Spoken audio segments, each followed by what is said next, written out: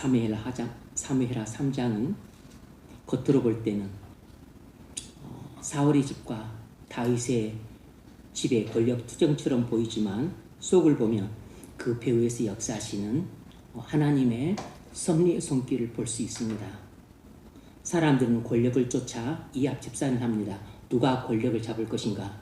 여기에 줄을 대야 되겠다. 누가 세력가인가?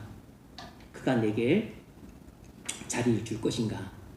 이런 것을 계산하고 줄을 섭니다. 권력에 줄을 대죠. 사람들이 이처럼 야욕과 이권을 얻으려고 혈안이 됩니다. 그런데 오늘 본문은 이렇게 욕망을 쫓아 사는 사람들은 결국 몰락한다는 것을 보여줍니다. 하나님이 없는 사람들은 시간 문제입니다. 지금 몰락하느냐, 좀 이따 몰락하느냐, 아니면 나중에 죽은 후에 영원히 몰락하느냐, 요 시간 차이만 있을 뿐, 하나님이 없이 이렇게 늘 야욕과 이권을 쫓아 평생을 살아간 사람들의 결말은 몰락과 멸망이라는 것을 끝납니다. 대신 하나님 나라와 그 의를 좇는 사람들은 호황한다는 것을 역설적으로 보여줍니다. 하나님과 함께 하시는 사람들은 살 때 겉으로도 흥황할 수 있지만 속으로도 흥황할 수 있고, 그리고 하나님 나라에서는 영원히 흥황합니다. 그런데 하나님 함께 하신 사람일지라도 속으로는 흥황하지만 겉으로는 별 볼 일 없는 것처럼 평생을 살 수 있습니다. 그러나 하나님 함께 하시면 그 속은 흥황해요. 그리고 죽은 후에는 영원히 흥황하게 됩니다.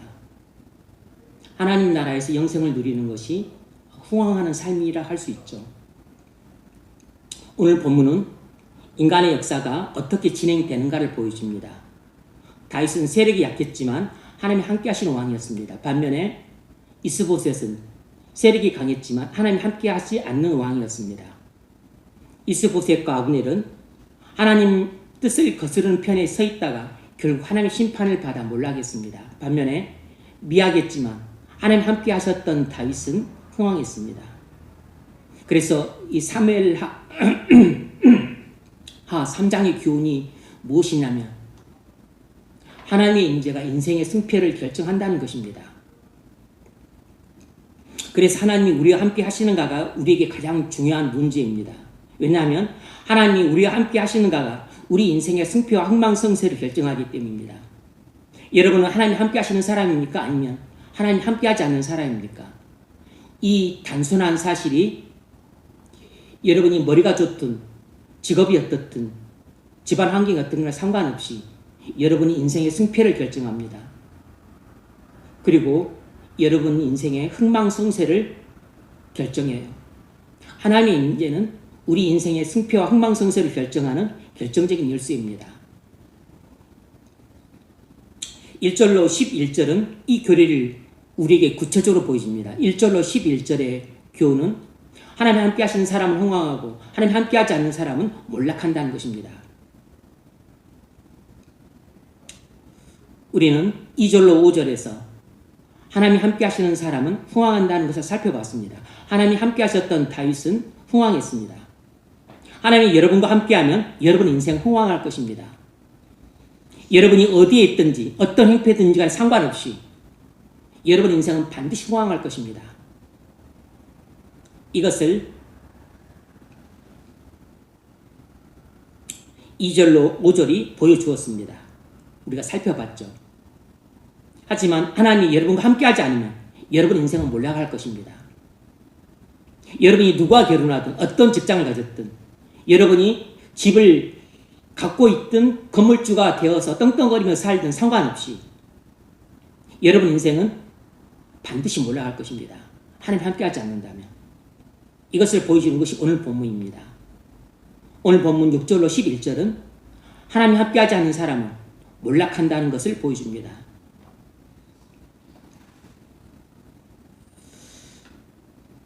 이 오늘 본문은 단순한 정치적 갈등이 아니라 사울 왕조의 몰락과 다윗 왕조의 흥왕을 대비시켜주는 본문입니다. 그래서 하나님이 어떻게 죄의 세력을 무너뜨리고 하나님 나라를 세워가시는가를 보여주고 있습니다.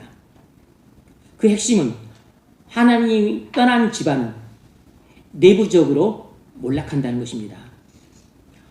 하나님이 우리 집안을 떠나게 되면 우리 집안은 내부적으로 무너지게 되어 있습니다. 6절 사울의 집과 다윗의 집 사이에 전쟁이 있는 동안에 아브넬은 사울의 집에서 점점 권세를 잡으니라. 사울의 집과 다윗의 집 사이의 전쟁은 죄의 세력과 의의 세력 간의 전쟁이었어요. 하나님이 함께하지 않는 나라와 하나님이 함께 하시는 나라 간의 싸움이었습니다. 사울의 집에서 이스보셋은 형식적인 왕이고 실제 권력자는 아브넬이었습니다. 아브넬은 정치적 군사적인 영향력을 가진 실세였어요. 그러나 문제는 그가 하나님의 뜻보다 자기 권력을 더 중요하게 여겼다는 것입니다. 아브넬은 이미 하나님이 다윗을 왕으로 세우셨음을 알고 있었습니다. 그런데 자기 권력을 유지하기 위해서 사울 왕조를 떠받쳤어요. 아브넬은 하나님의 뜻을 알았지만 자기 욕망 때문에 순종하지 않았습니다. 자기가 이미 차지하고 있던 권력을 내려놓기 싫었어요. 물론 거기에는 사울이 자기 사촌 형이었기 때문에 그래도 자기 집안 사람이 왕이 되고 그래서 자기도 권력을 유지하기 쉽고 그리고 자기가 실세니까 이 실세의 자리를 놓치고 싶지 않았던 그런 정실주의 욕망 또 이기적인 욕망 이런 것들이 번복이 되어 있었던 것입니다. 아브넬은 분명한 것은 하나님보다 자기를 더 사랑했어요. 그래서 하나님의 뜻보다는 자기 욕망을 더 중시 여겼고 그리고 하나님 말씀보다는 자기 권력을 더 사랑했습니다. 그래서 아브넬은 하나님의 신실한 종이 아니라 자기 욕망이 추잡한 노예였습니다. 이것이 아브넬에게 회복 불가능한 비극을 가져왔어요. 오늘날 교회 안에도 인간의 욕망으로 똘똘 뭉친 육의 세력과 하나님의 뜻을 따르는 성령의 세력 간의 영적인 전쟁이 일어나고 있다는 사실을 아십니까?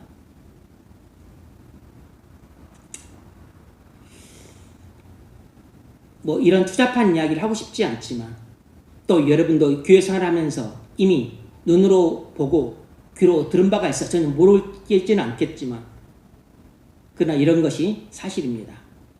늘 교회 안에는 자기 욕망을 쫓아 자기 왕국을 세우려고 하는 사람들과 하나님 말씀을 쫓아 하나님 나라를 세우려는 사람들 간의 충돌이 일어나고 있습니다. 지금도 여전히 일어나고 있어요. 어떤 목사님이 담임 목사 청빙 공고를 보고 경기도 시골 교회에 서류를 제출했습니다. 서류가 통과돼서 설교를 하러 갔어요. 그런데 알고 보니 이미 담임 목사로 오기로 한 분이 내정된 상태에서 공고를 내서 다른 목사님들을 들러리로 세우려고 하고 있었던 것입니다. 그런데 앞불사 몇몇 중직자들끼리 합의해서 내정된 분이 안 되고 전혀 뜬금없이 생각지도 않았던 이 목사님이 한 표 차이로 담임 목사로 결정이 된 것이에요. 이 목사님이 중직자들과 식사 자리에 갔더니 한쪽 편의 사람들이 고기가 새까맣게 타고 있음에도 불구하고 젓가락도 안 들고 고개를 돌리면서 시큰둥하고 앉아있더라는 것입니다. 밥을 일체 먹지 않더라는 것이에요. 얼마나 불편한 자리였겠습니까? 알고 보니 이 교회를 세울 때부터 함께했던 창립 멤버인 권사님과 그 동생 장로님과 그 가족들이 권사님의 아들 목사님의 친구 목사님을 담임 목사로 청빙하기로 다 합의도 했었었는데 그 계획이 뜻하지 않게 다 틀어져서 엉뚱한 사람이 담임 목사로 들어오니까 심사가 뒤틀려서 식사 자리에 와서도 고기가 새까맣게 타도록 밥을 안 먹고 있었던 것이에요. 마음이 엄청 상했던 거죠. 빈정이 상했던 것입니다. 그러면서 자기들끼리 하는 이야기가 이제 이 사태를 어떻게 할 것이냐. 반대편 쪽 사람들에게 막 화를 내는 상황이었어요. 시간이 지나서 노예가 분립되는 사태가 발생을 하자 이 장로님이 서로 분립되는 노예로 가야 된다고 주장을 했습니다. 장로가 그렇게 나서면 안 되는데, 그래서 담임 목사님이 좀 더 사태를 두고 보고 추후에 정하도록 합시다 이렇게 말했지만 듣지 않았어요. 그 문제로 이 장로님과 그 일족들이 담임 목사님과 한참 갈등을 빚었습니다. 그래서 뭐 또 휴직을 한다고 하고, 그래서 결국 또 휴직 처리를 하고 난리 법석을 피웠습니다. 그런데 갈등이 더욱 심화되어 갔어요. 그러자 이분들이 예배하러 나온 교인들에게, 이 교회는 우리 교회니까 당신들은 다 나가! 라고 고함고함을 지르면서 교인들을 교회에서 쫓아냈습니다. 그러자 많은 교인들이 시험이 들어서 교회를 떠났어요. 이분들은 아브넬처럼 이스보셋 같은 호수아비 담임 목사를 세워서 자기들의 왕국을 세우고자 했던 것이에요. 하나님의 뜻 따위는 개나 줘버리고 자기들의 뜻과 욕망을 따라서 교회 안에 자기들의 왕국을 세우려고 했습니다. 이 장로님이 하도 문제를 일으키자 결국 담임 목사님이 제명을 시켰는데, 나중에 노예고 총이고 쑤시고 다니면서 이를 더 크게 만들어서 교회에 큰 내분이 일어났습니다. 이 권사님 그리고 동생 장로님 세력들과 담임 목사님과 함께하는 교인 세력들 간의 분쟁이 일어났어요. 결국 총회 결정으로 분쟁이 끝났습니다. 기나긴 분쟁 끝에 분란을 일으킨 이 불의한 세력들이 교회를 다 떠났습니다.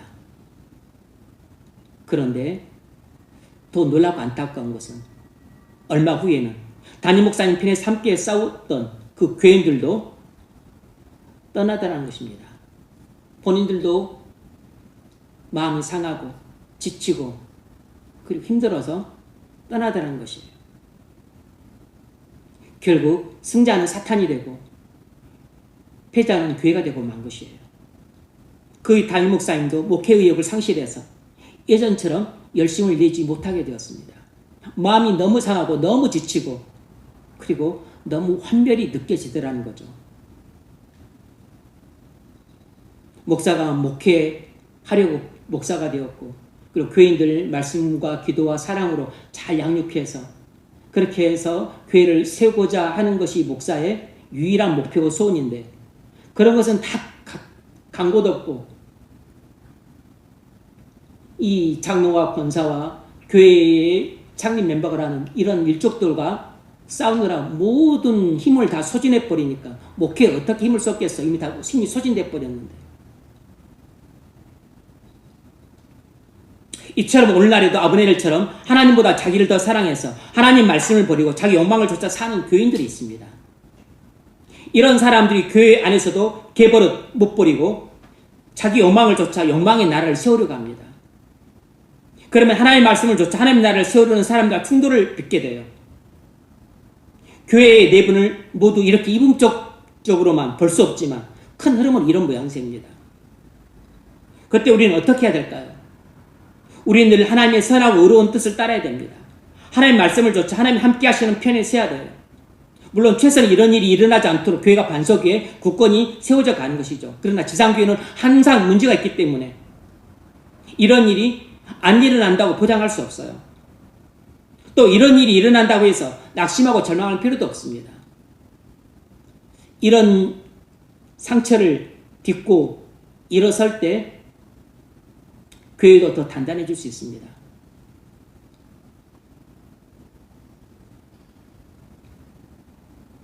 약간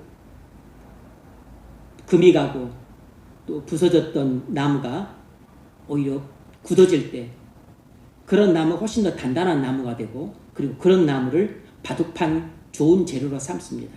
왜냐하면 탄성이 있기 때문에, 탄력이 있기 때문에, 회복력이 강하기 때문에. 회복력이 강한 나무가 좋은 바둑판 나무 재료가 됩니다. 아무런 상처도 안 받고 고이고이 자라는 꼭 그런 것만이 좋은 건 아니에요. 상처도 받고 어려운 일도 당하고 또 분란도 겪고 고난을 겪지만 이 모든 상처와 어려움들을 극복하면서 상처를 치유해내는 회복력이 강한 교회가 사실은 좋은 교회입니다. 물론 분란 자체가 아예 없으면 없을수록 훨씬 좋은 거죠. 항상 하나님 말씀과 성령의 인도를 따르는 것이 어떤 경우든 최선이에요. 7절 사울에게 첩이 있었으니 이름은 리스바요 아야의 딸이더라. 이스보셋이 아브넬에게 이르되 네가 어찌하여 내 아버지의 첩과 통관하였냐니. 아브넬이 사울의 첩과 통관한 사건은 단순한 성범죄가 아닙니다. 당시 고대 근동 문화에서 왕의 후궁을 취한다고 하는 것은 차기 왕만이 누릴 수 있는 특권이었어요. 그런데 아브넬이 사울 왕의 첩을 취했다고 하는 것은 이스보셋에게 내가 왕의 자리를 차지할 의도가 있다는 반역 도모 행위로 비춰줄 수 있는 문제였어요. 그랬기 때문에 이스보셋이 아브넬에게 그 잘못을 지적하고 책망했던 것은 왕으로서 당연히 해야 될 일이었습니다.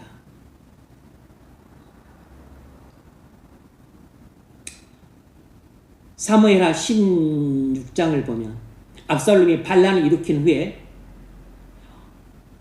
다윗의 후궁들을 취함으로써 이제 자기가 아버지 다윗 대신에 내가 왕이 되었다는 것을 드러냈어요. 악한 일이죠. 왕상 2장을 보면 아도니아가 자기 아비 다윗의 시녀 아비삭을 달라고 요구를 하자 솔로몬이 이것을 왕위를 차지하려고 하는 반역 의사로 간주해서 아도니아에게 심히 화를 내면서 처단해 버립니다.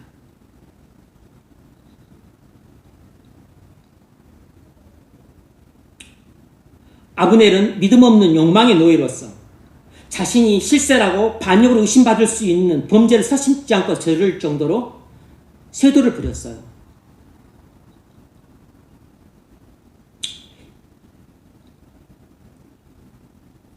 이스보셋이 이 문제를 제기한 것은 옳았지만 그는 영적인 분별보다 자기 왕권이 위태롭다는 사실에 불안을 느끼고 있었습니다.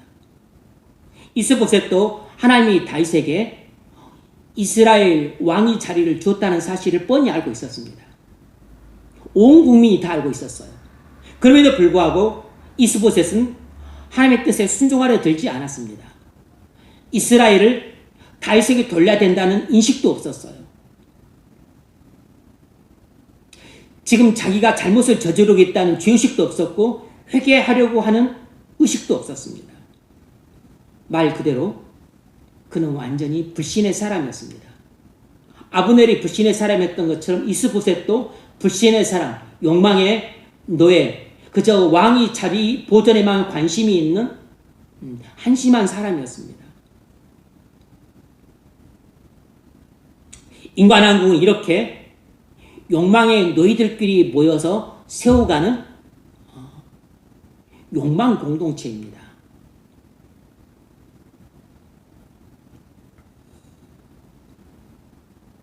8절 아브넬이 이스보셋의 말을 매우 분하게 여겨 이르되 내가 유다의 개 머리냐. 내가 오늘 당신의 아버지 사울의 집과 그의 형제와 그의 친구에게 은혜를 베풀어 당신을 다윗의 손에 내주지 아니하였거늘 당신이 오늘 이 여인에게 관한 허물을 내게 돌리는도다. 아브넬이 이스보셋의 책망에 매우 분하게 여겼다 그랬습니다. 아브넬이 극도의 분을 표했던 것으로 봐서 사울의 첩을 취하긴 했지만 반역 의사까지 있었던 것은 아닌 것으로 보입니다. 하지만 명백한 잘못을 범한 것은 사실이에요. 그럼에도 불구하고 이 아브넬은 자기 잘못을 뉘우치기는커녕 적반하장격으로 이스보셋에게 배은망덕하다고 도리어 책망을 했습니다. 화를 냈어요. 아브넬은 명백한 범죄에도 죄를 회개하는커녕 죄에 대한 책망을 견디지 못했습니다. 왜냐하면 그는 이미 마음속으로 이스보셋이 비록 왕이지만 나는 왕을 자제할 수 있는 권력자요 실세라고 생각해서 내가 왕보다 더 높은 지위에 있다고 마음속으로 생각하고 있었기 때문이에요.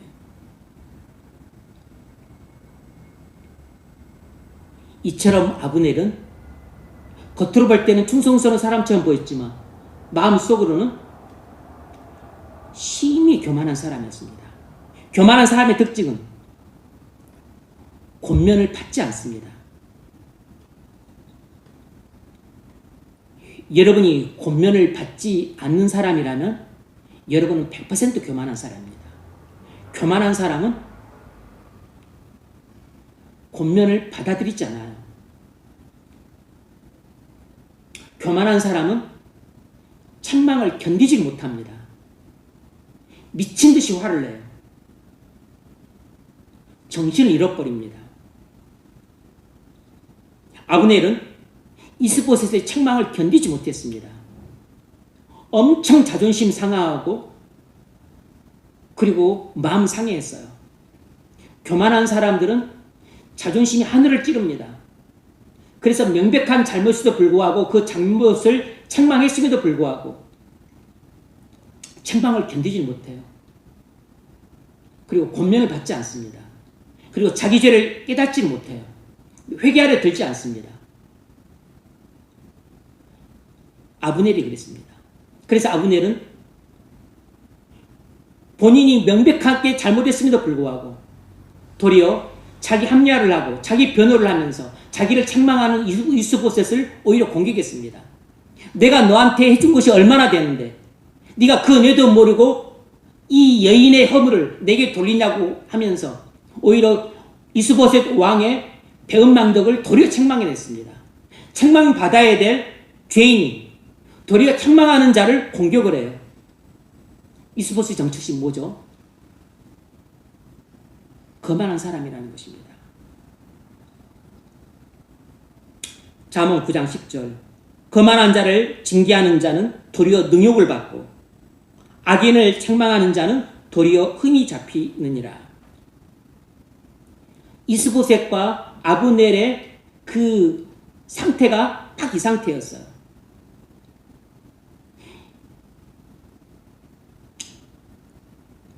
불신과 우유부단하고 무능한 이스보셋이 실세지만 불신과 욕망의 노예로 사로잡힌 이 교만한 아브넬을 책망하자 오히려 이스보셋을 능욕을 주었습니다. 그리고 오히려 이스보셋의 흠을 잡았어요. 거만한 자를 징계하는 자는 도리어 능욕을 받고 악인을 책망하는 자는 도리어 흠이 잡히느니라. 그래서 뭐라고 말하냐면 거만한 자를 책망하지 말라. 그가 너를 미워할까 두려워하니라. 이스보셋 아브넬을 책망했더니 아브넬이 도리어 이스보셋을 심히 미워했습니다.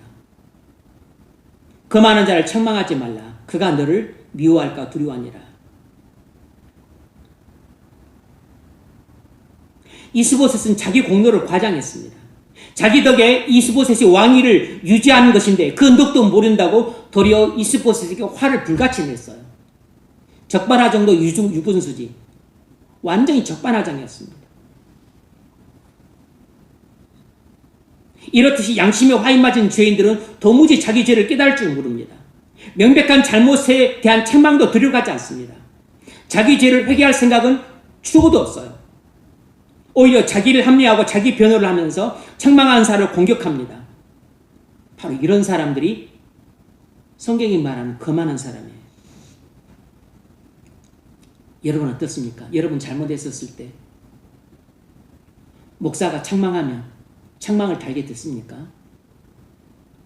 여러분들이 명백한 죄를 범했었을 때 하나님이 목사의 입술을 통해서 여러분을 책망하고 훈계하며 목사의 책망과 훈계를 귀담아 듣습니까? 그리고 자기 죄를 깨닫고 여러분 죄를 회개합니까? 여러분 잘못을 부끄러워 여기면서 회개의 자리로 가십니까? 그래서 하나님께 죄 용서를 구하시나요? 아니면 책망하는 목사를 미워하십니까? 오히려 여러분 죄를 합리화하고 자기를 변호하면서 책망하는 목사를 오히려 비난합니까?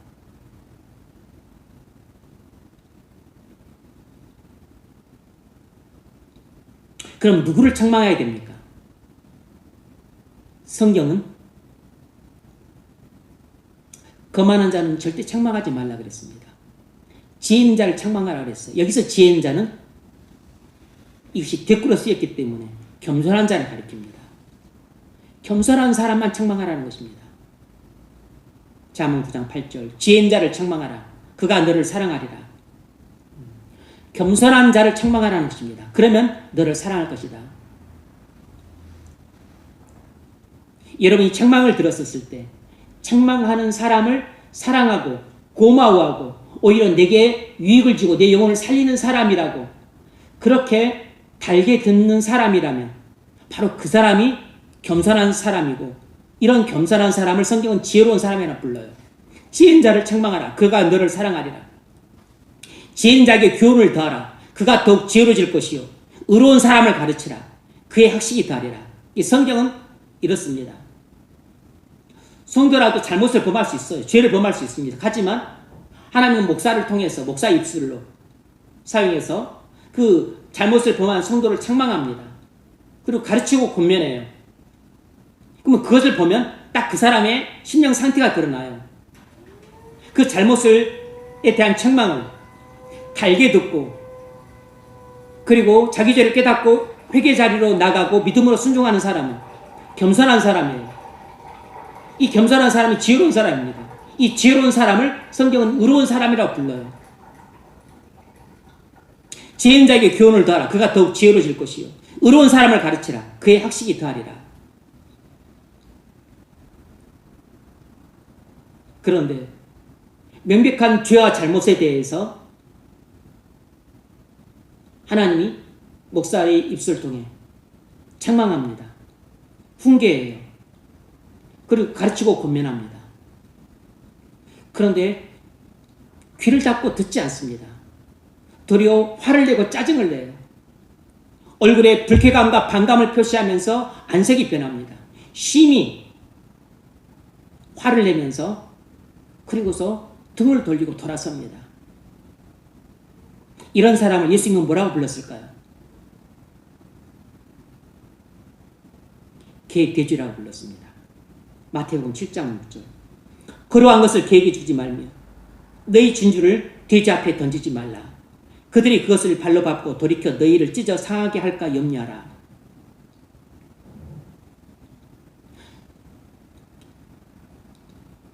책망을 견디지 못하는 사람, 영적인 괴라는 것입니다. 잘못을 지적하고 훈계를 들여가지 않는 사람, 영적인 돼지라는 것입니다. 그런 사람한테는 복음을 전하러 가지 말고 진리를 가르쳐서 선도하려고 하지 말라는 것입니다. 네가 상한다는 것이에요. 네가 공격을 당하고 네가 비난을 받고 네가 능욕을 받고 오히려 그 사람이 네 흠을 잡으려고 할 것이다. 그러니까 복음을 전하지도 말고 진리로 가르치려 하지도 말라는 것입니다. 가르치지도 말고 권면도 하지 말라는 것이에요. 책망도 하지 말고 훈계도 하지 말라는 것입니다.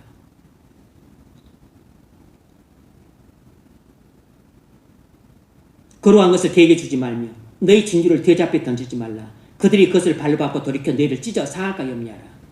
이처럼 믿음 없이 욕망의 노예를 붙잡혀 살아가는 죄인들은 명백한 잘못에 대한 책망도 들여가지 않습니다. 우리가 명백한 잘못을 했는데도 불구하고 그 잘못에 대한 책망을 들여가지 않는다면 그것은 우리가 믿음 없이 욕망의 노예로 붙잡혀 살고 있는 교만한 사람이기 때문입니다. 교만한 자는 책망을 들여가지 않고 반발하며 화를 냅니다. 자기 죄를 깨닫지도 못하고 회개하려고 하지도 않아요. 오히려 자기를 합리하고 자기 변호를 하면서 화를 내고 책망하는 자를 공격합니다. 이런 사람의 정체가 뭐죠? 거만한 자입니다. 이런 사람의 정체가 바로 영적인 괴요 돼지입니다. 이런 사람을 예수님은 영적인 괴 돼지라고 불렀습니다. 걸어간 것을 개에게 주지 말며 너희 진주를 돼지 앞에 던지지 말라. 그들이 그것을 발로 밟고 돌이켜 너희를 찢어 상할까 염려하라. 성도도 잘못을 범할 수 있습니다. 하지만 성도라면 자기 잘못에 대한 책망을 달게 됐습니다. 그 죄를 부끄러워하면서 회개의 자리에 섭니다. 성도는 자기를 합리하지 않고 자기 변호를 하지 않아야 돼요. 그런데 자기 잘못에 대한 자기 합리화를 하고 자기 변호를 하면서 책망하는 자를 공격하는 사람은 성도가 아니라 욕망에 붙잡혀 사는 죄인일 뿐이에요. 이렇게 거만한 자는 책망을 견디지 못합니다. 이렇게 거만한 자는 권면을 들으려고 하지 않아요. 이렇게 거만한 자는 가르침도 받으려고 하지 않습니다. 교훈과 책망과 바르감과 의를 교육하는 것이 다 무색해져요. 교회 밖에 있는 불신자들이 그렇다고요? 교회 안에 있는 사람들고 하는 말입니다. 청년만 그런 게 아니고 교회를 오랫동안 다녔던 집사, 권사, 장로들이 그렇습니다. 예수님이 이런 사람을 영적인 개돼지라고 불렀습니다. 그런데 딱 아브넬이 자기를 개에 비유하면서 말을 합니다. 내가 유다의 개 머리냐? 개의 머리라고 하는 것은 매우 모욕적인 표현이면서 금방 알 수 있죠. 쉽게 말하면 내가 지금 나라를 유다에게 팔아먹으려고 하는 내가 개새끼란 말이냐. 자신에 대한 이스보셋의 책망을 이렇게 모욕적인 말로 들었습니다. 내가 네 왕국을 위해 충성했는데 나를 이런 개축을 한단 말이냐. 화를 불같이 냈어요. 아브넬은 자신이 사울 왕조를 유지시켜주고 있다고 생각을 했습니다. 그랬기에 왕에게 이런 상스러운 말을 함부로 내뱉을 수 있었어요. 여러분 중에 이런 사람이 있습니까? 내가 교회에 출석하고 그리고 꼬박꼬박 주중예배도 나오고 그리고 내가 기도를 하고 그리고 내가 교회에 얼마나 봉사를 많이 하고 그리고 내가 교회에 얼마나 헌금을 많이 하는데 그래서 교회가 유지된다고 생각하는 사람들이 있습니까? 이런 마음을 가진 사람들은 딱 아브넬처럼 교만한 사람인 거예요. 아브넬과 조금도 다를 바 없이 거만한 사람들입니다. 여러분이 이런 마음 품고 있으면 여러분이 잘못했을 때 목사의 책망을 견디지 못합니다. 목사의 권면을 듣지 않아요. 거만한 자는 책망을 들을 기가 없습니다. 거만한 자는 권면을 받아들일 마음이 없어요. 거만한 자는 자기 마음에 드는 가르침을 아멘으로 받지만 자기 마음에 들지 않는 가르침은 팽하니 버립니다. 자기 잘못을 깨닫지도 못하고 회개하지도 않습니다. 자기 공로를 붙들고 사는 자기 의에 도취된 사람이에요. 거만한 사람은 자기 공로를 붙들고서 자기 의에 도취되어 살아갑니다. 오히려 자기 합리화를 하고 자기 변호를 하면서 책망하는 사람을 비난해요. 이 사람의 정체가 무엇입니까? 바로 교만한 사람인 것입니다. 예수님 말씀에 의하면 영적인 괴요, 돼지예요. 아브넬의 영적인 상태가 뭐죠? 아브넬은 외형적으로는 충성스러워 보였지만 실상은 자기 중심적 인물이었습니다. 그는 하나님께 충성하지 않았고 오직 자신에게 충성했어요. 이스보셋에게 충성했던 것 아닙니다. 나라에 충성했던 것도 아니에요. 애국심도 없었고 그는 충성심도 없었어요. 그의 충성의 대상은 자기 자신이었습니다. 자기 욕망을 위해 살았고 자기 유익을 위해 살았고 자기 이권을 위해 살았어요. 하나님께 충성이나 나라의 애국 그런 건 없었습니다. 그런데 말을 할 때는 나라의 애국, 하나님께 충성을 말을 했죠. 그래서 기분 상하다 바로 편을 바꾸려고 했습니다. 이것이 아브넬의 신앙이 가짜라는 걸 보여주는 것이에요. 진짜 신앙은 감정을 따라 움직이지 않습니다. 가짜 신앙은 아브넬처럼 항상 자기 기분에 따라 움직이고 감정에 따라 움직이고 욕망에 따라 움직여요. 기분과 감정과 욕망에 따라 움직이는 믿음은 가짜 믿음입니다. 우리가 외형적으로 충성스러워 보일 수 있지만 실은 하나님께 충성하지 않고 자기 욕망에 충성하는 사람이라면 자기 중심적인 사람입니다. 하나님 중심적인 사람은 하나님께 충성을 하고 자기 중심적인 사람은 자기에게 충성을 하는 사람이에요. 여러분 어떤 사람입니까? 여러분 누구에게 충성을 하죠? 자신에게 충성합니까? 하나님께 충성합니까? 자신에게 충성하는 사람이라면 자기 중심적인 사람, 하나님께 충성하는 사람이라면 하나님께 충성하는 사람입니다. 하나님 중심적인 사람이에요.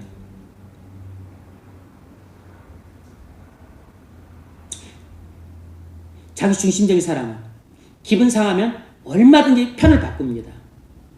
얼마든지 자리를 이탈해요. 얼마든지 교회를 옮깁니다. 얼마든지 충성의 대상을 바꿔요. 여러분 신앙이 감정을 따라 움직이고 있다면 여러분 신앙은 아브넬처럼 가짜 신앙입니다. 여러분이 기분 따라 움직이고 있다면 아브넬처럼 가짜 신앙이에요. 여러분이 욕망을 따라 움직이고 있다면 여러분은 가짜 신앙입니다.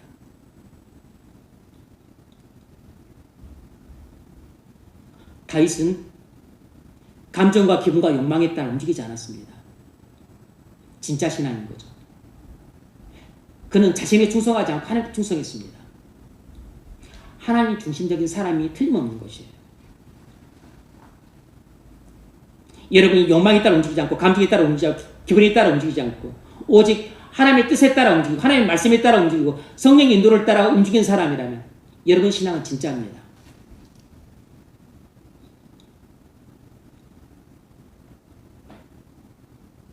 진짜 신앙은 오직 하나님의 말씀과 성령의 인도를 따라서만 움직입니다. 9절로 10절 여호와께서 다윗에게 맹세하신 대로 내가 이루게 하지 아니하면 하나님이 아브넬에게 벌 위에 벌을 내리시기 마땅하니라. 지금 아브넬이 화가 머리끝까지 나가지고 이스보셋 왕에게 거의 협박성에 공갈을 합니다. 그 맹세는 곧 이 나라를 사울의 집에서 다윗에게 옮겨서 그의 왕위를 단에서 브에세바까지 이스라엘과 유다에 세우려 하신 것이니라며 여기서 엄청난 충격적인 사실이 드러납니다.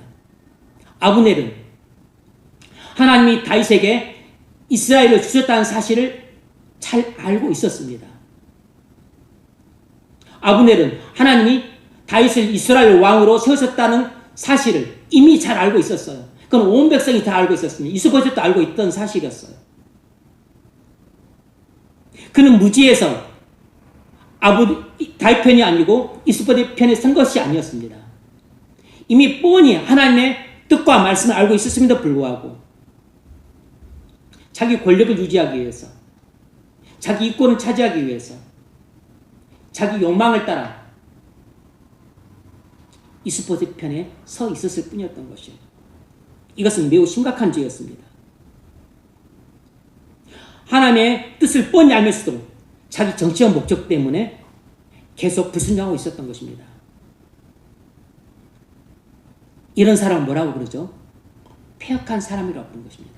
패역하다는 것은 하나님의 뜻을 알고도 고의적으로 불순종하는 것을 패역하다고 말하는 것이에요. 패역하다는 말의 뜻은 하나님의 뜻을 잘 알고도 고의적으로 불순종하는 것을 패역하다고 말을 해요.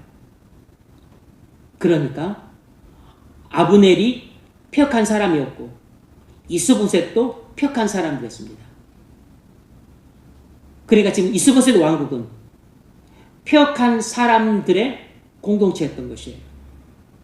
이스보셋과 아브넬만 패역한 사람이 아니고 당시 이스라엘 장로들도 하나님의 다윗을 이스라엘 왕으로 세우셨다는 사실을 뻔히 알고 있었습니다. 그러니까 이스라엘 장로들도 이스라엘 백성들도 다 패역한 부류에 속한 사람들이라고 볼 수 있어요.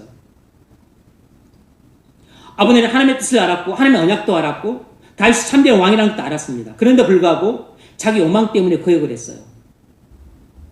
바로 이 사람의 정체가 패역한 사람이라는 것입니다. 이것은 오늘날로 말하자면 진리를 뻔히 알고 있음에도 불구하고 자기 욕심 때문에 순종하지 않는 상태예요. 성도의 상태 중에서 가장 위험한 상태가 폐역한 상태입니다. 하나님의 뜻을 뻔히 알면서도 불구하고 고의로 불순종하는 상태. 이 폐역한 상태가 가장 위험한 상태입니다.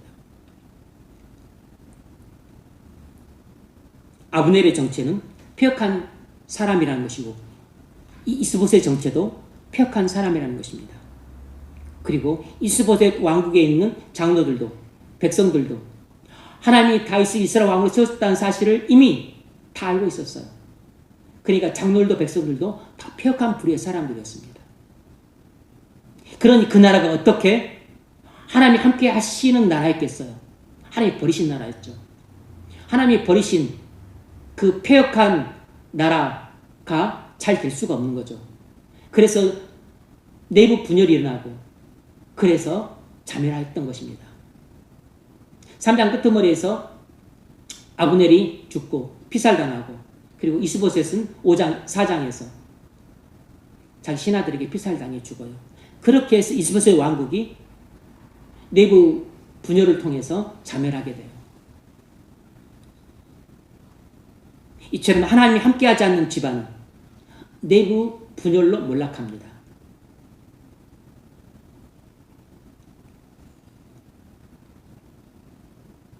11절 이스보셋이 아브넬을 두려워하므로 감히 한마디도 대답하지 못하니라. 이 한 절은 이스보셋의 영적 상태를 함축적으로 보여주죠. 그는 왕이었지만 권위가 없었습니다. 지도자였지만 담대함이 없었어요. 사람을 두려워했습니다. 왜죠? 하나님이 함께하지 않았기 때문입니다. 하나님이 함께하지 않는 사람의 보편적인 특징은 걱정과 불안과 두려움이 가득하다는 것이에요. 하나님이 함께하시는 사람의 특징은 하나님이 주시는 확신과 담대함이 있습니다. 잠언은 이렇게 말합니다. 사람을 두려워하면 올매에 걸리거니와 여호와를 의지하는 자는 안전하리라. 사람을 두려워하면 올매에 걸리거니와 하나님을 의지하는 자는 안전하리라. 이스보셋은 하나님을 의지하지 않고 사람을 의지했기 때문에 늘 불안에 떨었습니다.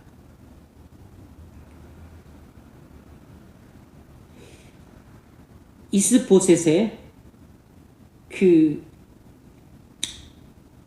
인간됨과 신앙은 딱 한마디로 요약할 수 있는데 불신이었습니다. 그리고 그 인간됨은 우유부단이었어요. 신앙은 불신, 인간됨은 우유부단. 불신과 우유부단함으로 이스보셋을 규정할 수 있어요. 그는 하나님을 의지하지 않았기 때문에 사람을 의존했습니다. 아브넬을 의존했어요. 자기 오촌 당숙이니까. 근데 오촌 당숙이 반발을 하고 그리고 나중에 나라를 팔아먹으려고 해요.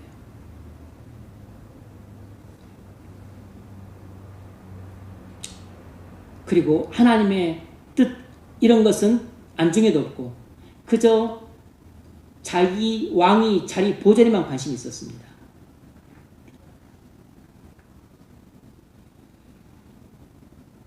결국 사람에게 끌려다니다가 비참하게 죽습니다.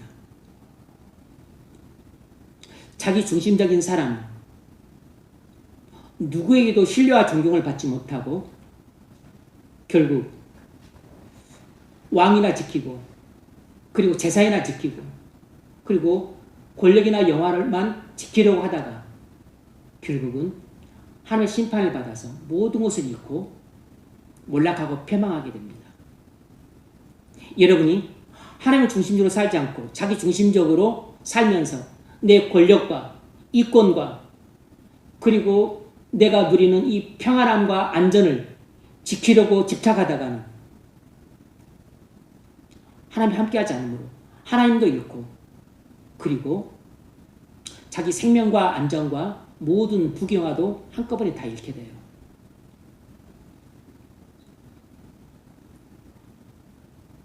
아브넬의 신앙은 역시 마찬가지로 불신이었습니다. 그의 인간됨은 욕망의 화신, 물론 지도력이 있었고 또 군사적인 용맹함도 있었습니다. 뛰어난 장점이 없었던 게 아니에요. 정치력 수완도 있었습니다.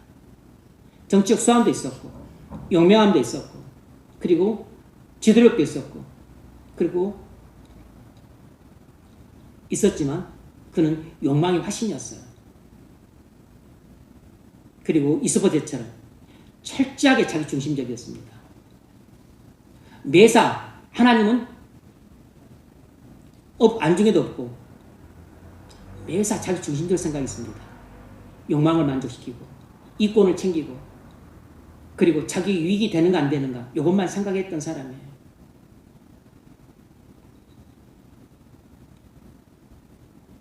아브넬이 이스보셋의 책망을 받고 자기 생명과 안전과 자리가 위태롭지겠다고 생각을 하자 편을 바꾸기로 합니다. 이스보셋 편에서 다윗 편으로 바꾸기로 해요. 이것도 철저하게 자기 중심적 관점에서 결정을 한 것이죠. 내 권력이 위태롭고 내 생명이 위태롭고 그리고 우리 식솔들의 안전이 위태롭다. 이럴 바에는 내가 편을 바꾸자. 다윗 편으로 돌아서는 것이 내게 유익되겠다. 이렇게 판단하고서 돌아선 것이지 하나님의 뜻을 쫓아 순종하겠다는 마음으로 돌아선 것이 아니었습니다. 그러니까 이런 불의한 사람의 이런 태세 전환에 대해서 하나님이 칭찬하지 않으시고 결국 심판의 칼을 하나님 꺼내 들으셨죠. 이 이스보셋, 이 아브넬이 누굽니까? 영적인 돼지 아닙니까? 자신의 욕망을 위해서는 물불 가리지 않고 모든 것을 먹어치우려 가는 영적인 돼지였죠. 그런데 이 영적인 돼지였던 아브넬이 그에 못지않은 영적인 돼지였던 요압의 손에 피살당합니다.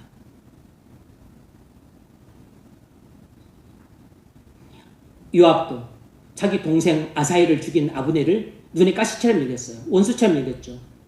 그런데 평화의 사자로 왔던 아브넬을 요압이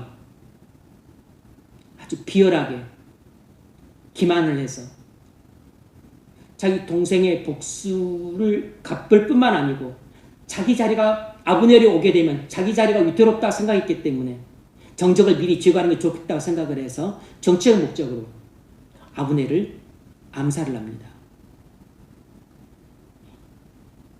영적인 돼지가 영적인 돼지를 처단한 것이에요. 이렇게 하나님은 영적인 돼지를 통해서 영적인 돼지를 처단하는 심판을 행하셨던 것입니다.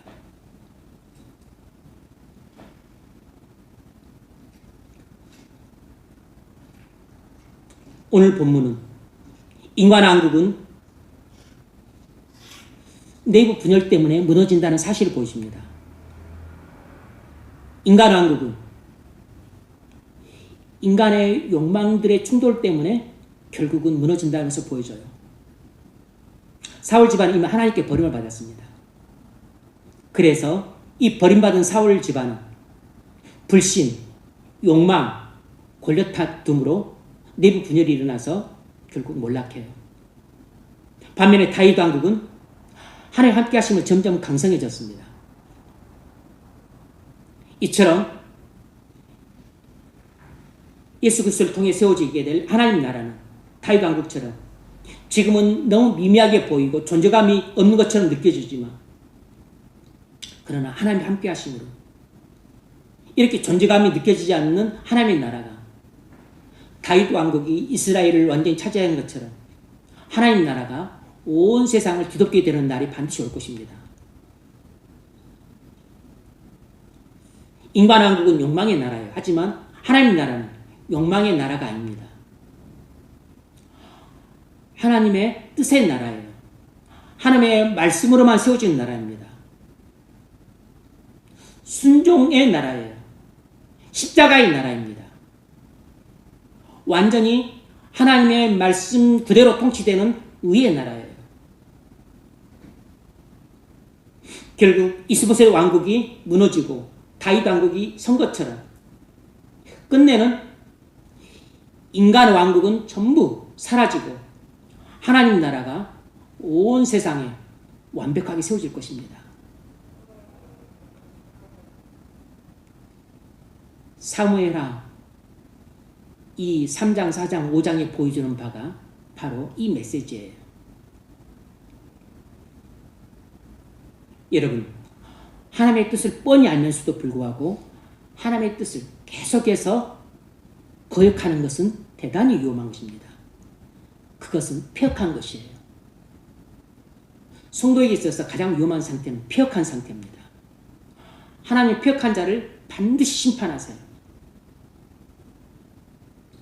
하나님이 폐역한 아브넬을 먼저 심판하고서 그리고서 얼마 안 있어 폐역한 이스보셋을 심판하셨습니다. 그 전에 먼저 폐역했던 사울을 심판했죠. 사울도 하나님의 뜻을 뻔히 알고도 고의적으로 불순종하는 죄를 38년 가까이 범했습니다.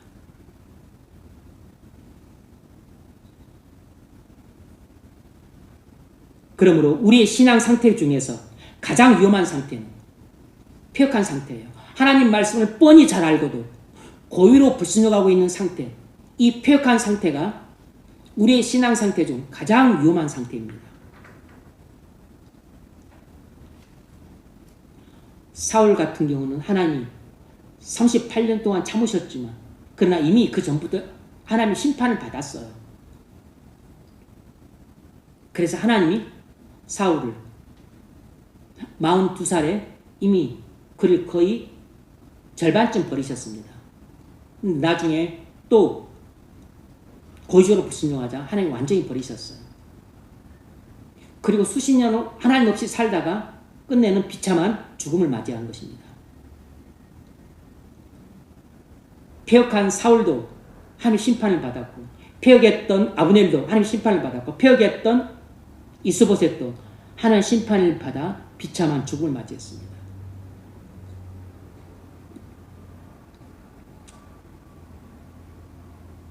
그러므로 혹시 우리가 하나님의 뜻을 뻔히 알고도 불구하고 고의로 불순종하고 있다면 그 폐역한 죄를 회개하셔야 됩니다. 하나님은 가인과 그 예물을 연락하지 않으셨어요. 그 이유는 가인이 폐역한 사람이었기 때문입니다. 하나님은 폐역한 사람 자체를 연락하지 않기 때문에 폐역한 사람이 드리는 예배도 연락하지 않습니다. 폐역한 사람이 드리는 봉사도 예물도 연락하지 않아요.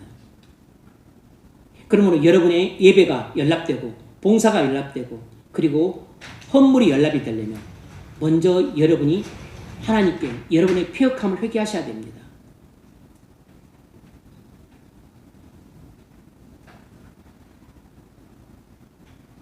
하나님 없는 권력은 늘 사람을 파괴하고 공동체를 분열시킵니다.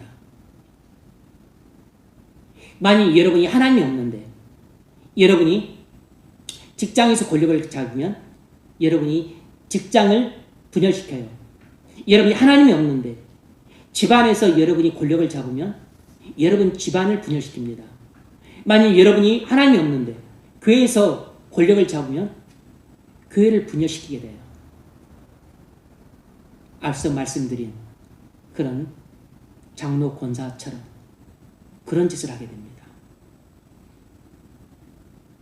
그 사람들은 하나님 없는 사람들이었어요. 하나님 있는 사람들이라면 절대 그렇게 할 수 없습니다.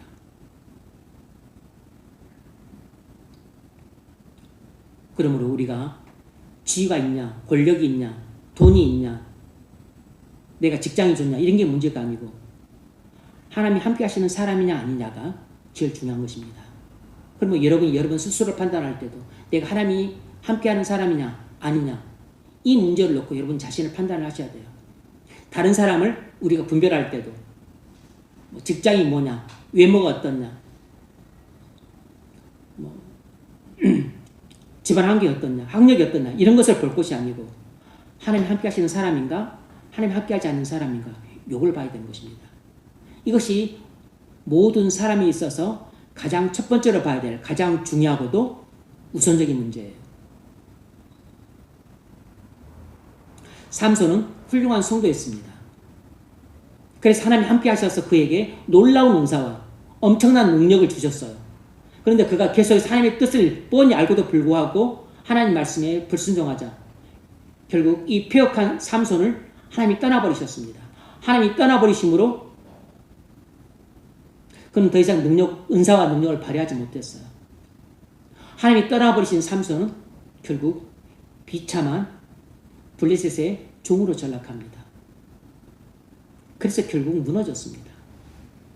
하나님이 떠나버린 성도는 무너집니다. 성도가 일지라도 폐역하게 되면 하나님이 떠나버리십니다. 하나님은 폐역한 성도를 떠나세요.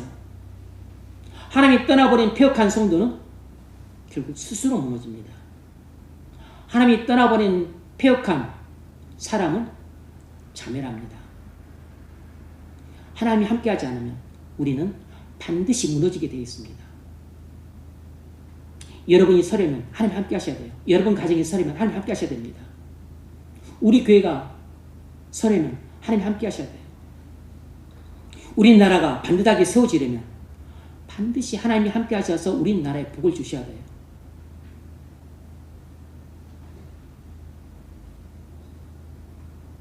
솔로몬 1,000번제를 드린 그의 신앙을 보고서 하나님이 감동받으셔서 꿈에 나타나서 네가 내게 무엇을 줄고 해서 그에게 지혜와 부하지도 않던 부와 장수도 주셨습니다. 하나님의 은혜로 지혜와 부와 장수를 받았던 그 솔로몬이 아무것도 부족한 게 없었습니다. 그도 하나님이 함께 하셨기 때문에 외침도 없었어요. 그런데 그가 타락했습니다. 하나님보다 우상을 더 사랑했어요. 하나님의 뜻을 누구보다도 잘 알고 있었던 솔로몬이 하나님 말씀을 고의로 불순종했습니다. 결국 하나님이 이 폐역한 솔로몬을 떠나셨어요. 그래서 결국 그의 아들 로보암 때 이스라엘이 분열합니다. 폐역한 솔로몬의 죄악에 대한 하나님의 심판으로 결국은 이스라엘 분열의 원인이 되고 그리고 이스라엘의 패망, 망함의 그 원인을 제공한 당사자가 바로 이 폐역한 솔로몬이었어요. 그러므로 우리는 우리 자신을 잘 점검해야 됩니다. 예배만 덩그러니 드리고 왔다가 갑니다 라고 하나님께 인사하고 갈 것이 아니고 말씀을 듣는 동안 여러분 자신을 잘 점검하셔야 돼요. 기도할 때 여러분 자신을 말씀의 빛에 비추어서 잘 조명하셔야 됩니다. 성령의 조명을 받아서 나는 정말로 하나님 함께 하시는 사람인가? 나는 삼손도 아니고 솔로몬도 아닌데 삼손도 폐역했다가 하나님이 떠나셔서 망하고 솔로몬도 그렇게 거룩했지만 폐역한 짓을 했다가 결국 하나님이 떠나서 그도 망하고 자식도 망하고 이스라엘 전체를 망하게 만들었어요. 그러므로 여러분 스스로를 잘 살펴보셔야 됩니다. 나는 하나님의 뜻에 순종하는 사람인가? 내 욕망에 순종하는 사람인가? 하나님의 뜻이 아니고 내 욕망에 순종하는 사람이라면 바로 내가 폐역한 사람인 것입니다. 나는 하나님 나라를 구하는 사람인가? 아니면 내 욕망에 쫓아서 내 욕망의 나라를 세우려고 사람인가? 나는 하나님의 뜻을 좇아서 하나님의 의를 세우려고 하는 사람인가? 아니면 내 자존심을 지키려고 하는 자기에 도취된 사람인가? 잘 보셔야 됩니다. 아브넬은 욕망의 화신이었고 교만의 화신이었고 동시에 자존심의 화신이었습니다. 자존심이 강한 사람들은 반드시 그 이면에 교만함이 가득한 사람이에요. 자존심이 강한 사람들은 100% 교만한 사람입니다. 그리고 이 사람들은 욕망의 노예예요.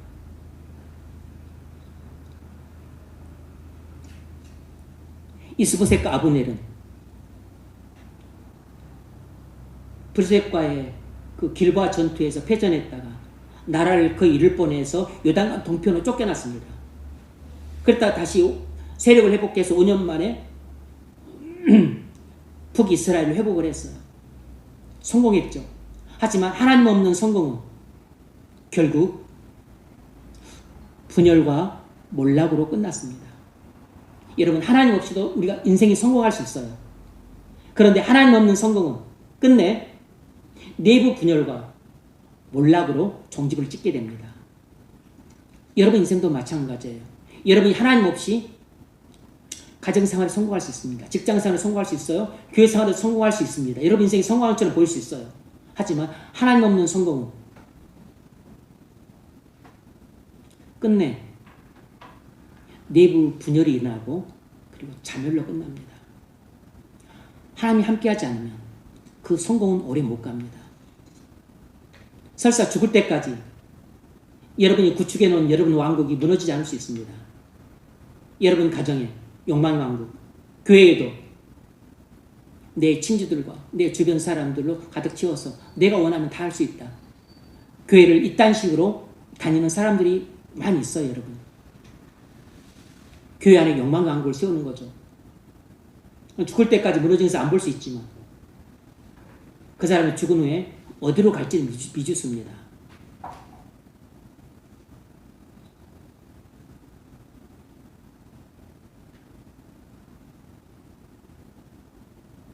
(18세기) 스코틀랜드의 한 목사님이 작은 교회를 섬기면서 평생 큰 성공 없이 살았습니다.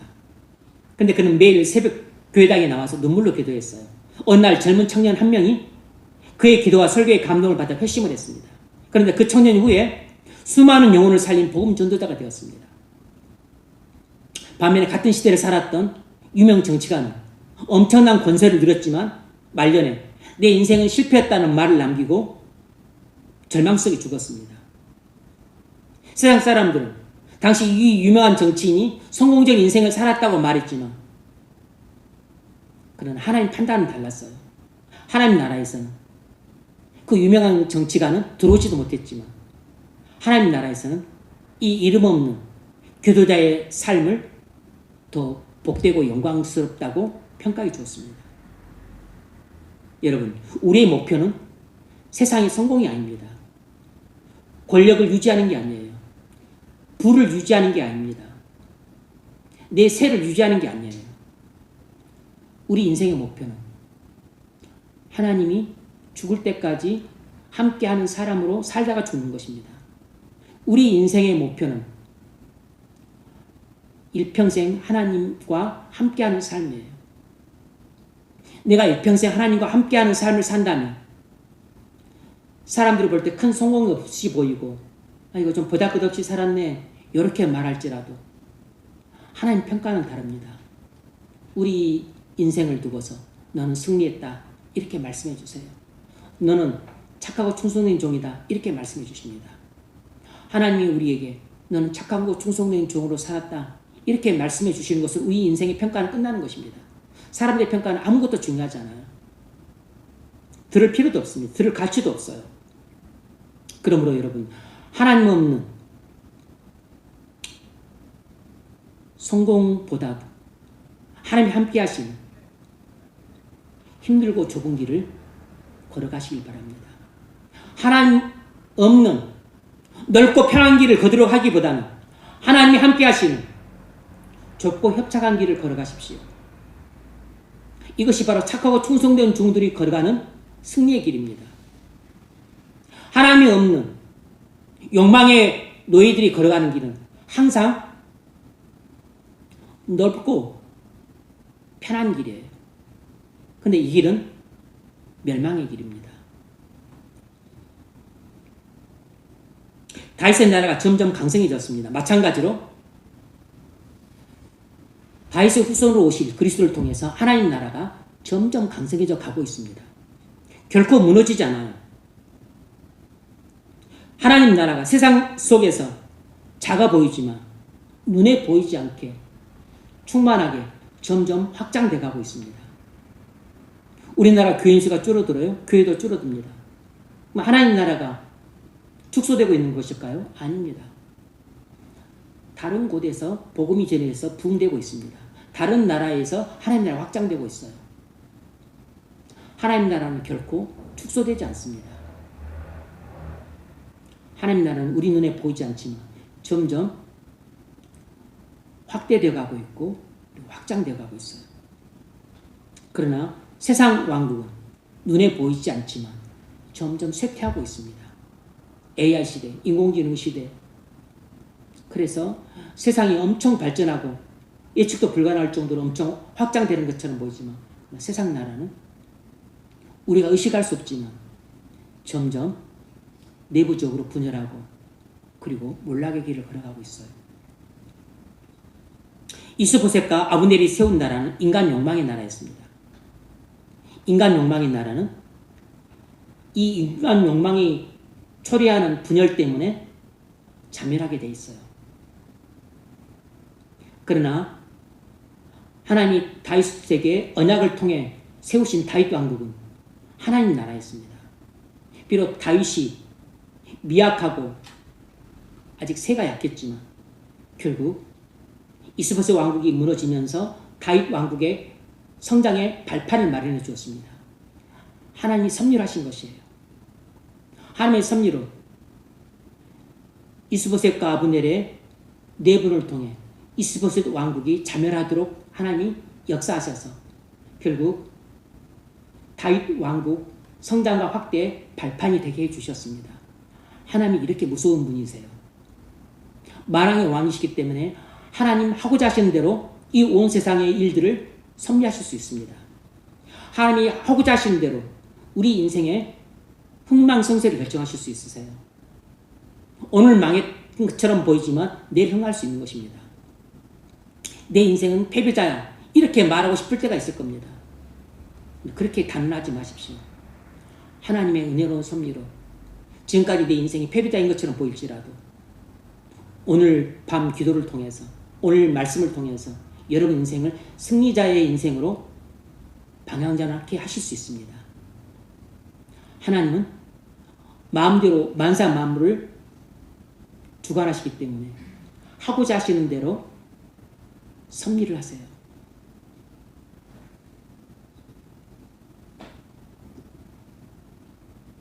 세상은 예수님이 십자가에서 죽음으로써 패배했다고 생각했습니다. 하지만 그 패배했다고 생각했던 그 십자가에서 도리어 세상 나라는 무너지고 죄의 나라는 무너지고 사단의 나라는 무너지고 하나님 나라가 왕성하게 건설되고 확장되고 완성되는 토대를 이루었습니다. 그 예수님의 십자가 죽음을 통해 하나님 나라가 결정적으로 승리했어요. 그리고 마침내 지금도 승리하고 있고 주님 다시 오시는 날 승리가 완성될 것입니다. 따라서 우리는 우리 눈앞의 현실만 보고 살아가면 안 됩니다. 우리 눈앞에 보이는 현실을 내가 정확하게 해석하고 있는 것도 아니고 그 현실이 전부인 것도 아니에요. 우리는 눈앞에 보이는 현실, 그 이면을 잘 못 볼 수가 있습니다. 내가 건강히 쇠약한다고 해서 하나님이 나를 버리시는 것도 아니고 내가 바라고 원하는 일이 뜻대로 오랫동안 이루어지지 않고 있다고 해서 하나님이 나를 떠나신 것도 아닙니다. 우리는 아무리 교회를 오래 다니고 신앙생활 오래 해도 눈에 보이는 것에 너무 약합니다. 눈에 보이는 것만 주로 믿는 경향이 있어요. 그래서 말씀을 듣고 내가 눈에 보이는 게 전부가 아니고 지금 내가 생각하고 있는 게 잘못된 생각이고 그리고 내가 지금 오판하고 있구나 라는 것을 깨달을 필요가 있는 것입니다. 그래서 예배 자리에 나와야 되고 말씀을 들어야 되고 성경을 공부해야 되는 것입니다. 그리고 기도를 해야 돼요. 왜냐하면 하나님 말씀을 통해서 깨닫게 해주시지만 기도를 통해서도 성령께서 오셔서 우리를 직접 깨닫게 해주시기 때문입니다. 구술사적 관점에서 보면 하나님 나라는 반드시 승리합니다. 그러므로 하나님께서 함께하는 사람은 반드시 승리하게 되어 있습니다. 내가 승리를 원하든 원치 않든 간에 하나님이 함께하시는 여러분은 반드시 승리자가 되게 되어 있습니다. 승리하는 자리에 서게 되어 있어요. 승리자로서 하나님 나라에 우뚝 서게 될 것입니다. 그리고 여러분이 감히 범접할 수 없는 그 영광을 얻게 될 것입니다. 여러분 몸은 영광스러운 몸이 될 것이고, 그리고 영광스러운 나라에서, 그리고 우리가 꿈꾸도 꿀 수 없었던 그 영광을 누리며 살게 될 것입니다. 영광은 우리가 생각할 수도 없고 상상할 수도 없는 것이에요. 영광이란 은혜가 완전 충만한 상태고 평강이 완전 충만한 상태예요. 모든 선하고 의롭고 아름답고 복된 것이 완전 충만한 상태를 영광이라고 부르는 것입니다. 그 영광을 생각이나 할 수 있겠습니까? 말씀을 읽겠습니다. 여러분, 인생의 가장 중요한 질문은 하나님이 나와 함께 하신가인 것입니다. 하나님이 함께하는 사람은 흥황할 것이고 하나님이 함께하는 사람은 몰락합니다. 오늘 본문은 하나님이 함께하지 않는 사람은 몰락한다는 것을 아브넬과 이스봇을 통해 보여주었습니다. 반면 하나님이 함께하는 사람은 흥황합니다. 이건 다윗을 통해 보여주고 있는 것이에요. 어떻게 하면 하나님이 우리와 함께 하십니까? 우리 주 예수 그리스도를 믿어야 됩니다. 그리스도 안에 거해야 하나님이 여러분과 평생 함께 하십니다. 하지만 우리가 죄를 범하고 악을 행하고 그리고 하나님의 뜻을 뻔히 알고도 불구하고 고의적으로 불순종하는 죄를 계속해서 짓는다면 폐역하게 됩니다. 하나님은 폐역한 사람을 떠나세요. 하나님이 일정 기간 떠나십니다. 반드시 우리의 폐역함을 회개를 해야 돼요. 그러면 하나님이 우리의 회개를 통해서 죄 용서를 주시면 다시 하나님 우리와 함께 해주십니다. 그래서 삼손도 자기 죄를, 폐역한 죄를 회개했다가 용서를 받아서 하나님 함께 하심으로 끝내는 영광스러운 죽음을 맞이합니다.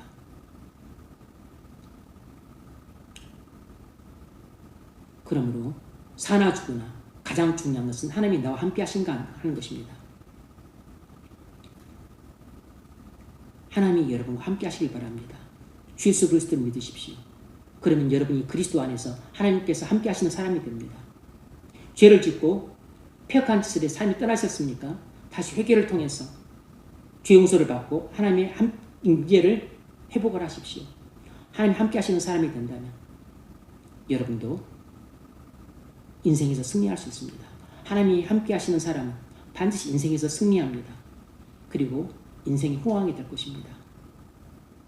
하나님 함께 하시는 사람이 되셔서 여러분 인생이 승리할 수 있기를 바라고 또 여러분 인생뿐만 아니라 여러분의 가정과 또 직장 생활도 호황할 수 있기를 바랍니다. 그런 인생이 되시길 주의 이름으로 축원합니다.